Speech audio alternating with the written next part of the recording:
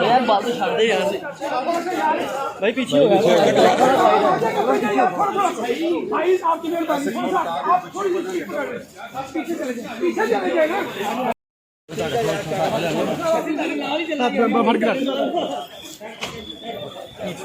ना धक्का नहीं मारना आराम से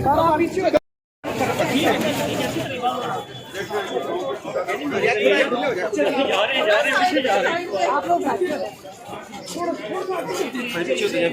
पीछे होते जा रहे हैं यार थोड़ा सा आगे हो जाए ना चलते जाए चलो थोड़ा सा आगे हो जाए